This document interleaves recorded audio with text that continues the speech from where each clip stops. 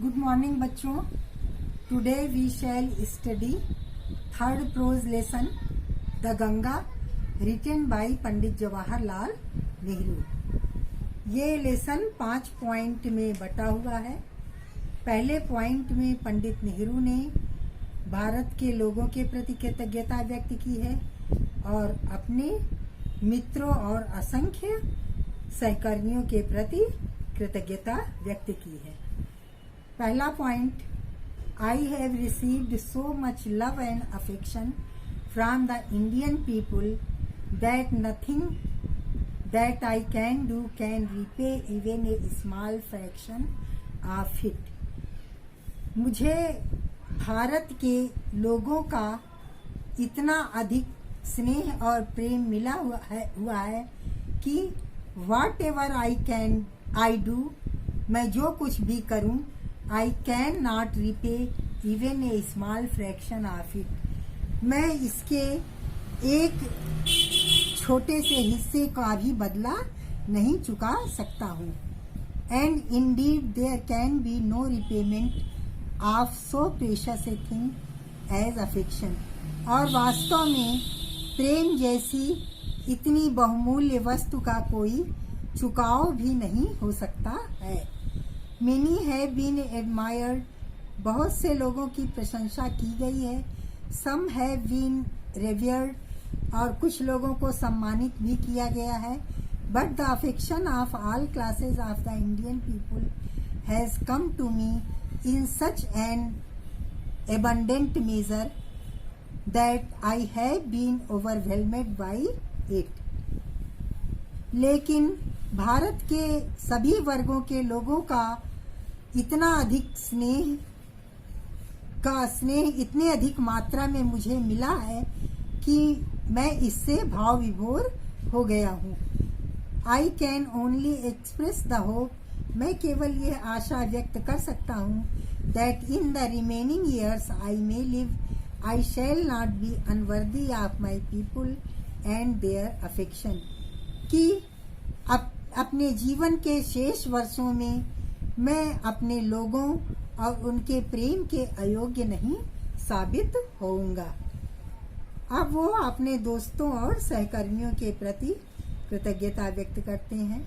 To my innumerable comrades and colleagues I owe an even deeper depth of gratitude. अपने असंख्य मित्रों और सहकर्मियों के प्रति मैं उनके कृतज्ञता के ऋण का भी बहुत अधिक ऋणी हूँ। We have been joint partners in great undertakings and we have shared the triumphs and sorrows which inevitably accompany them. हम लोग उन महान साहसिक अभियानों में सहयोगी रहे हैं। And have shared the triumphs and sorrows which inevitably accompany them. और उन विजय के क्षणों में और दुख के क्षणों में हम लोगों ने हिस्सा बटाया है जो उन साहसिक अभियानों से अनिवार्य रूप से जुड़े हुए थे। व्हेन आई डाई, जब मैं मरूं तो I should like my body to be cremated, मैं ये चाहूँगा कि मेरे शरीर को जला दिया जाए। If I die in a foreign country, यदि मैं विदेश में मरूं तो my body should be cremated there, मेरे शरीर को वहाँ पर जला दिया जाए। And my ashes should sent to Allahabad, मेरे भस्म को इलाहाबाद भेज दिया जाए। A small handful of these ashes should be thrown in the Ganga, भस्म के मुट्ठी भर भाग को गंगा नदी में प्रवाहित कर दिया जाए। And the major portion of them disposed of in the manner indicated below, और भस्म के बड़े हिस्से को नीचे बताए गए तरीके से खर्च किया जाए। No part of these ashes should be retained और प्रिजर्व्ड, इन भस्म के किसी भी हिस्से को बचा के न रखा जाए या सुरक्षित न रखा जाए। पार्ट 2। अब पार्ट 2 में भी ये गंगा के महत्व का वर्णन करते हैं कि क्यों भस्म को गंगा नदी में प्रवाहित कर दिया जाए। My desire to have a handful of my ashes thrown in the Ganga at Allahabad has no religious significance. मेरी इस इच्छा का कि मेरे भस्म के मुट्ठी भर भाग को इलाहाबाद की गंगा नदी में प्रवाहित कर दिया जाए, इसका कोई धार्मिक महत्व नहीं है. So far as या as far as I am concerned, जहाँ तक मेरा विचार है, I have no religious sentiment in this matter. इस मामले में मेरी कोई धार्मिक भावना नहीं है.